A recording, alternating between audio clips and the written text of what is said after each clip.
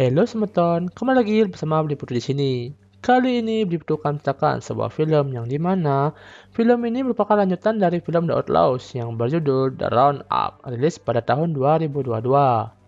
Film ini menceritakan seorang polisi yang bernama Masukdo diminta menyelesaikan sebuah kasus pembunuhan berantai yang dilakukan oleh seorang pembunuh psikopat. Psikopat guys.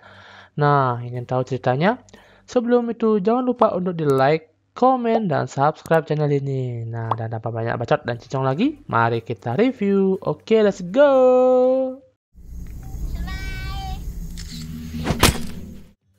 Film diawali dengan diperlihatkan data kriminal yang dimana sebanyak 300 penjahat melarikan diri ke wilayah Asia Tenggara, salah satunya di negara Vietnam, yang dimana para kriminal ini tak segan-segan untuk membunuh dan merampok pengusaha dan para turis-turis yang salah satu kasusnya terjadi pada seorang pemuda kaya raya yang bisa kita sebut saja yang bernama Yonggi, hendak membeli seekor bidang tanah di Vietnam untuk mengembangkan usahanya.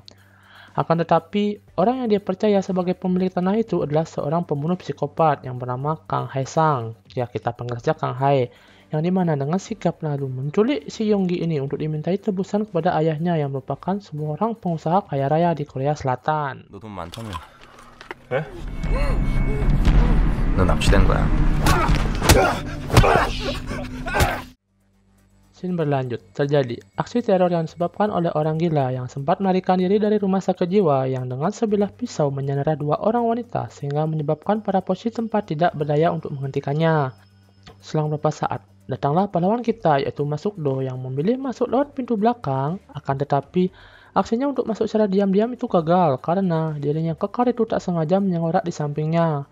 Nah, karena sudah kepalan tanggung, Maksudo dengan pukulan mautnya berhasil melumpuhkan orang gila itu hingga tak sadarkan diri.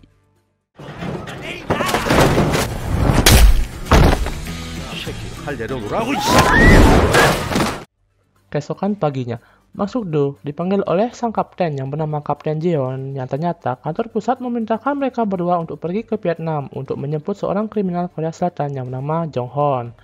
Di sini Maksudo sempat ragu akan tugasnya dikarenakan dirinya tidak bisa berbahasa Inggris. Nah, di sini Kapten John dengan pedenya mengklaim bahwa dirinya sangat pandai berbahasa Inggris. Dan hasil berkat keahlian bahasa Inggris Kapten John yang acak-acakan membuat mereka berdua ditahan di kantor imigrasi karena nampak mencurigakan. 나 길게 얘기 안 해. 나만 믿고 따라와. 장 영어 할 줄 알아? 나한테 지금 영어를 논하는 거야? 너만 따라오라며. Tak lama setelahnya, mereka berdua dijemput oleh petugas konsultan Korea yang kemudian mengatakan bahwa banyak kasus hilangnya para turis dan pembunuhan setiap bulannya yang dimana ada beberapa kasus yang sampai saat ini bahkan jasad korban tidak dapat ditemukan sama sekali alias menghilang dari peradaban. Kembali ke tugas utama mereka, ternyata Jong Hon yang sudah sedari awal menyerahkan diri ke kantor konsultan Korea dengan alasan dirinya merasa bersalah. Hal itu sontak membuat Masukdo curiga dan segera meminta Kapten Jeon untuk menutup kamera CCTV yang karena sebentar lagi akan ada tes sesi kejuran untuk mengetahui alasan sebenarnya ia menyerahkan diri ke kantor polisi. 다 양심. 움직이면 죽어? 움직이면 죽어? 야, 이봐, 너 빨리 얘기해. Nah, setelah tes itu, ia mendapat informasi di mana keberadaan dua rekan Jong Hon yang mereka kemudian bergegas ke sebuah apartemen yang ternyata dalamnya nampak salah seorang rekan Jong Hon yang telah tewas dibunuh dan rekan satunya lagi entah menghilang kemana. 한국. Nah, karena kejadian itu, Maksudo kembali menemui Jong Hon untuk memintanya kembali jujur. Hasil karena ketakutan, Jong Hon akhirnya menceritakan semua alasannya menyerahkan diri ke kantor polisi karena dirinya takut dibunuh oleh Kang Hai, si penjahat psikopat, yang pada beberapa hari yang lalu sebelumnya telah menculik seorang pengusaha kaya raya yang bernama Yonggi yang sempat berlari kabur dari kelompok mereka namun berhasil didapatkan kembali. Dan pada saat yang bersamaan muncullah Kang Hai yang langsung mencincang tubuh Yonggi secara sadis. Karena kejadian itu, kelompok Jong Hon nampak berontak karena niat awal mereka hanya untuk menculik Yonggi, bukan membunuhnya. Hal itu membuat rekan Kang Hai marah yang kemudian menebas leher salah seorang rekan Jong Hon. Setelahnya, mereka kemudian diminta untuk menguburkan kedua mayat itu di sebuah perkebunan. Nah, karena kejadian itu, membuat Jong Hon ketakutan dan langsung menyerahkan dirinya ke kantor polisi agar bisa dideportasi ke Korea Selatan demi menyelamatkan diri dari kejaran Kang Hai.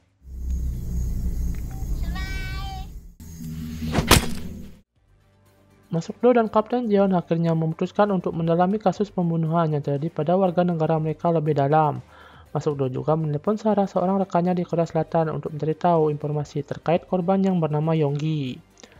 Setelah informasi yang dia dapat dari Jonghon, mereka kemudian bergegas ke lokasi tempat penguburan mayat dan akhirnya menemukan mayat Yonggi beserta beberapa mayat lainnya. 지렁이. 여기도 있어요, 여기. 거기도 있어? 시신이 전부 내구야. Nah, karena kejadian ini, polisi tempat marah dan langsung mengusir Masukdo dan Kapten Jeon dari sana, sembari meminta mereka untuk tidak ikut campur dan menyerahkan semua kasus ini kepada polisi setempat karena ini di Vietnam, bukan di negara mereka. Setelah dari sana, menurut informasi yang didapat dari informan Korea, Masukdo dan Kapten Jeon akhirnya bergegas ke lokasi judi yang dimana saat sampainya di sana, dia mendapat banyak sekali preman dan mencoba untuk menghadang Masukdo dan Kapten Jeon. Di sini karena Masukdo sudah mencoba mengomong baik-baik, akan tetapi tidak dihiraukan, dan Maku hantam pun tak bisa dihindari.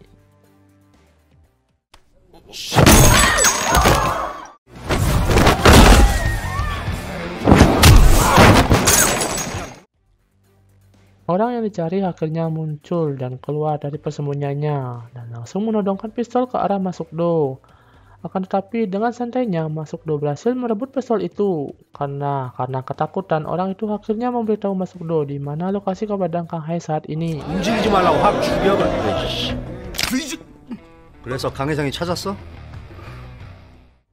Masukdo kemudian mendapat telepon dari rekannya di Korea yang memberitahu kalau Yonggi inilah anak seorang pengusaha kaya raya. Namun sampai saat ini keluarganya belum melaporkan ke polisi bahwa anaknya telah menghilang.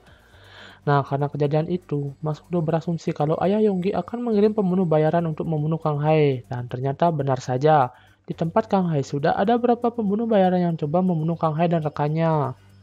Walau hanya berdua, Kang Hae dan rekannya berhasil membabat habis semua pembunuh bayaran itu dengan menggunakan sebilah golok dan kapak.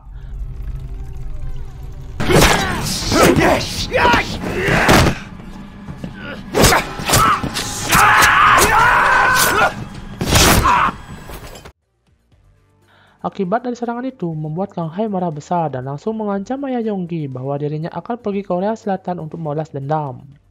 내 돈 왜 가져갔어? 돈도 챙기고 우리 애들 다시 보내. 아니면 내가 한국 갑니다. Tak lama setelahnya, Masukdo dan Kapten Jeon sampai di apartemen Kang Hae. Di sana mereka sangat terkejut melihat banyak sekali korban yang telah tewas. Dan saat sedang berkeliling, tiba-tiba saja Kang Hae muncul dan kemudian menebas bahu Kapten Jeon dengan sebilah golok. Nah, walau hanya sendiri, Masukdo bukanlah tandingan dari Kang Hae dan rekannya. Di sini dengan badan yang kekar berhasil melumpuhkan rekan Kang Hae dengan pukulan mautnya. Akan tetapi, sayangnya di sini Kang Hae berhasil melarikan diri.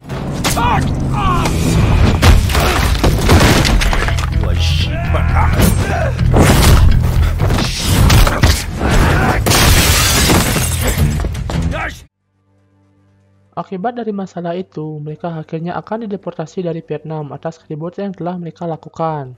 Sementara itu, Masukdo terus menggali informasi dari rekan Kang Hae yang akhirnya mendapat informasi kalau Kang Hae akan pergi ke Korea Selatan untuk membalaskan dendamnya dengan menaiki kapal ilegal. Effective immediately. You be deported. 강에서 한국 가서 최춘백 만나러. 자, 우리 가야 돼. 가야 돼. Singkat cerita, mereka dua telah sampai di Korea Selatan. Dirinya kemudian langsung menemui ketua geng Isu yang saat ini berprofesi sebagai penada kapal-kapal ilegal yang datang dari China. Di sini Masukdo menanyakan semua informasi terkait kapal dari China dan mendapati informasi kalau ada kapal dari China yang baru saja tiba di Korea kemarin malam. Nah, dan tanpa basa-basi, Masukdo segera memerintahkan rekannya untuk mengambil rekaman CCTV di pelabuhan. Dan benar saja, dia mendapati Kang Hae yang sedang berada di pelabuhan sedang mencoba mencuri sebuah mobil untuk melarikan diri dari pelabuhan. 이놈 수상한데요? 차 이 바퀴 새끼 맞아. 차량 수배 때려. 딱 한 번만 더 만나자. Masukdo dan Kapten Jeon kembali dimarahi oleh kepala polisi karena kekacauan yang telah mereka perbuat di negara tetangga dan segera meminta dirinya untuk menyerahkan kasus ini kepada Departemen Luar Negeri. Nah, karena tak ingin melepaskan kasus ini begitu saja, sang kapten sudah mempersiapkan kata-kata untuk merayu kepala polisi yang pada intinya, jika kepolisian mereka berhasil menangkap Kang Hae, maka dipastikan citra kepala polisi akan semakin baik di mata masyarakat. Dan karena itu, para polisi akhirnya luluh. Nah, sembari memberikan mereka waktu seminggu untuk menuntaskan masalah ini akan segera tuntas. 랩이 나오면 우리 싹 다 죽는 거예요. 한국에서 조폭들을 사가지고 강해상 일주일에는 결판돼. 일주일. Selepas dari sana, mereka menghadiri acara pemakaman Yonggi dan mengucapkan rasa belasungkawa kepada ibunya. Nah, cara pemakaman yang seharusnya berjalan dengan lancar, kini tiba-tiba menjadi tragis. Dikarenakan, dengan keahlian Kang Hai yang bisa dengan mudah mengendap masuk bertemu dengan ayah Yonggi, yang pada saat itu sedang berada dalam lift, dengan tak kenal takut, Kang Hai dengan nekat menusuk dan membunuh bodyguardnya, yang kemudian langsung menculik ayah Yonggi. Nah, di sini Kang Hai tidak sendiri, dirinya dibantu oleh 2 orang rekannya yang merupakan pembunuh berdarah dingin dari Korea Selatan yang sebelumnya sempat lari ke Filipina. 강혜성입니다. 씨! 오랜만이야.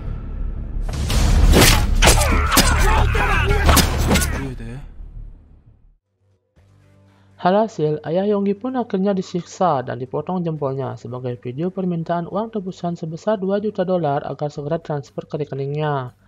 Akan tetapi, di sini ibu Yonggi menolak tawaran Kang Hai. Dirinya akan berjanji memberikan uang itu di suatu tempat secara cash setelah ia bisa melihat suaminya masih hidup. 내가 $200만 정확하게 맞춰줄게. 돈 준비되셨죠? Dikarenakan semua kru kepolisian sudah diketahui identitas wajahnya oleh Kang Hai, di sini Masukdo meminta bantuan kepada ketua geng Isu untuk menjadi supir ibu Yonggi, dan tanpa kita duga ternyata Isu menyetujui perintah Masukdo. 너 일로. Ternyata dirinya memiliki niat jahat untuk mencuri uangnya karena dengan uang sebanyak itu dirinya bisa hidup dengan tenang. Akan tetapi saat ini dirinya harus fokus dulu untuk menjalankan misi yang telah diberikan kepada dirinya.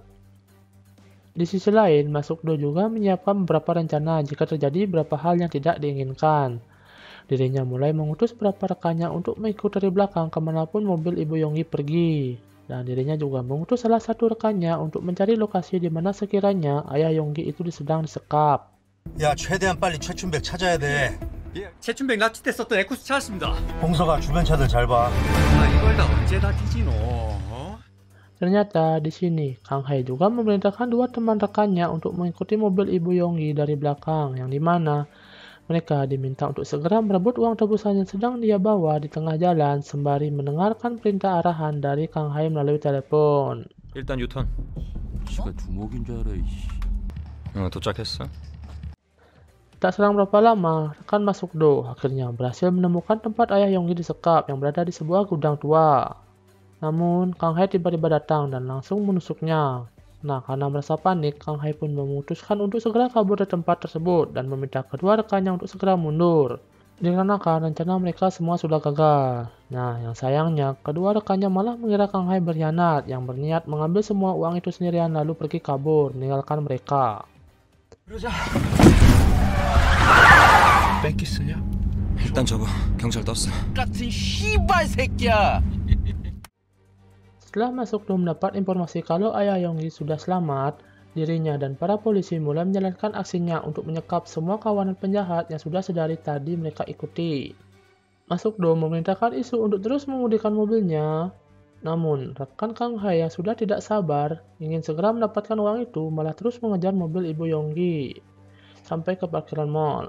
Setelah itu, ibu Yonggi turun dari mobil dan kabur memasuki mall. Nah, di sisi lain, Isu malah kabur sendirian dengan membawa semua uang itu pergi dari sana.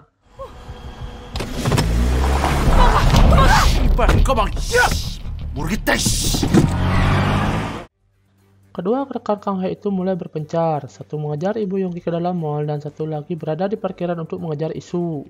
Tak lama kemudian, Masukdo dan beberapa polisi akhirnya sampai di mall itu untuk menyelamatkan ibu Yonggi. Salah satu penjahat berhasil ditangkap di parkiran mall, sementara satunya lagi masih mengejar dan berhasil menangkap ibu Yonggi. Namun aksinya berhasil digagalkan oleh Masukdo dan langsung menghajarnya dengan sekali pukulan auto terbang melayang.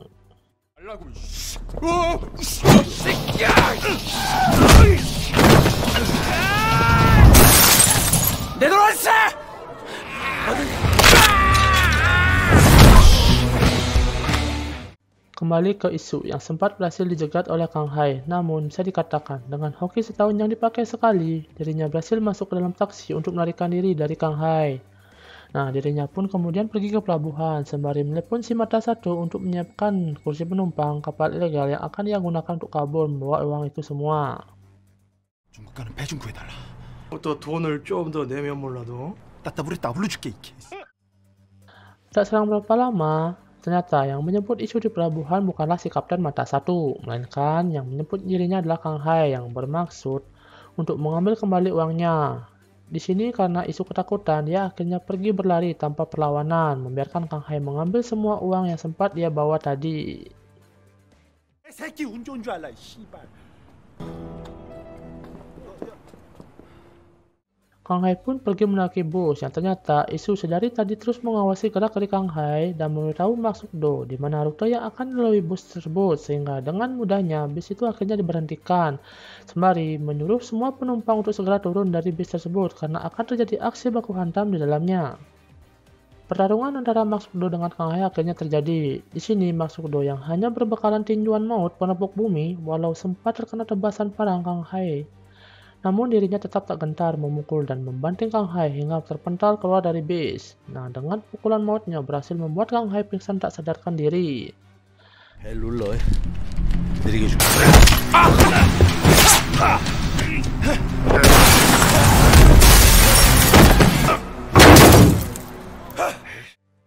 Mak Sukdo kemudian menelepon Isu untuk berterima kasih karena sudah membantu dirinya untuk menjebak Kang Hai ke pelabuhan.